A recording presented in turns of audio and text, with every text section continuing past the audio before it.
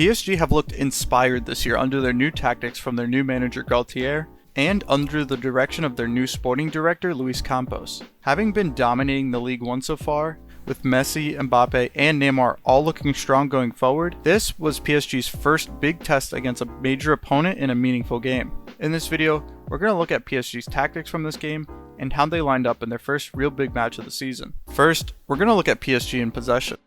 On paper, it looked like PSG were playing a 3-4-3, when in reality during the match, when PSG were building up, it looked more like a 3-1-5-1, with Verratti as the single pivot, and Messi and Neymar dropping into the midfield from their winger positions to form a midfield 5 with Vitinha in the middle and the wingbacks on the outside. This left Mbappe up top as the sole striker.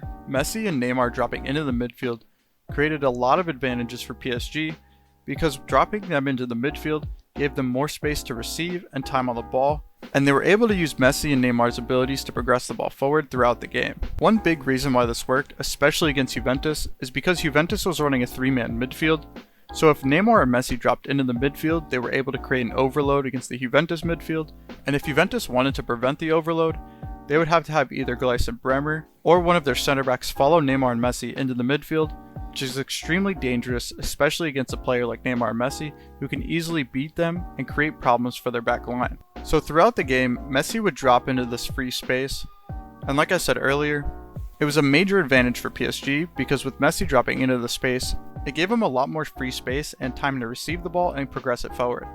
While Messi is the best player of all time, arguably one of his best traits is his ability to progress the ball forward, whether it be through a progressive pass or through progressive dribbling by himself. Messi and Neymar are arguably the two best players in the world at progressing the ball forward. Having them drop into these midfield spaces and receive the ball with time really helped PSG progress the ball forward into the attacking third and help create chances near Juventus' goal. So Messi would occupy the free space on the right side of the midfield, while Neymar would sometimes drop into that space on the left side of the midfield to receive the ball and then progress it forward. And then once Messi would receive in space, he would have time to bring the ball forward, and PSG's wingbacks did a great job of keeping the space, as it would force the outside backs of Juventus' defense to follow them to the outside, which would leave Neymar and Messi a lot more space in the middle to receive and move the ball forward. Here we can see PSG a little bit more towards the goal. Again, Neymar kind of drops into the midfield when attacking, as it gives him a lot more time and space to receive the ball, and he can be a little bit more creative. And when Neymar dropped in this position, again, it would force one of the Juve defenders to follow him up if they wanted to prevent that overload. This is how PSG scored their first goal, as Neymar would receive in this free space, and then he played it over the top for Mbappe to finish. We saw Neymar and Messi occupying these free spaces on top of the box. It was a really big advantage for PSG because these are arguably the most dangerous positions for players like Neymar and Messi, where they're able to create in front of the goal with space. They can create for Mbappe or their outside wingbacks, or they can take it themselves inside and shoot on goal. Another reason why this PSG team is so strong is their 3 center backs in defense. Sergio Ramos, Marquinhos, and Kimpembe all started this match, and they're all extremely solid on the ball. We even saw Ramos push into the midfield at times to help Verratti when he was getting overloaded in the middle by the Juve press. Another thing that PSG was unable to do with 3 great on-the-ball defenders is playing Mbappe in behind. Because Mbappe is such a threat with his speed on the counterattack, Juve had to respect PSG, and they couldn't high press for most of the game because they were worried about the Mbappe over the top through ball in behind because it was always on. And while Sergio Ramos didn't try it in this instance, he tried it 2 to 3 times during the match, and in one time it almost resulted in a goal for PSG. Looking at PSG in defense, the 3 center backs and the 2 outside wing backs would drop in to create a back 5.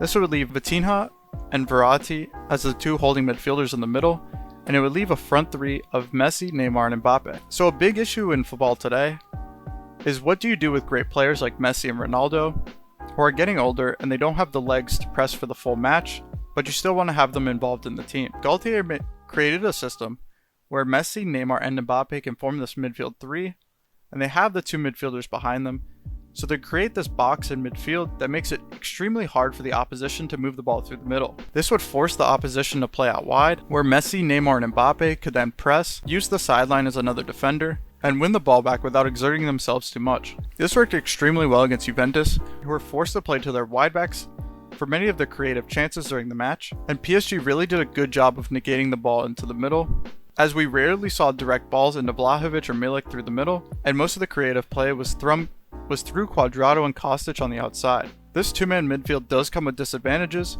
as the Juve attackers can drop in and try and create overloads with their midfielders. This is where having Sergio Ramos and Marquinhos and Kimpembe as your center backs comes in handy, because all of them are so comfortable on the ball and going forward. If Juventus did want to drop one of their attackers into midfield to try and create an overload, we would see Sergio Ramos and Kimpembe follow their markers into midfield to make it much more difficult for Juve to build up.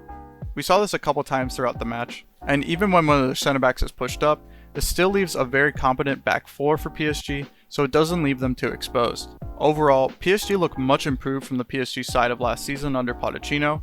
Galtier has found a system that gets the best out of his 3-star attackers, while also not compromising anything defensive-wise. Neymar, Mbappe, and Messi have all looked super dangerous going forward, and it's going to be really fun to watch them this season in the Champions League because it feels like they have a legit shot at winning it all this year.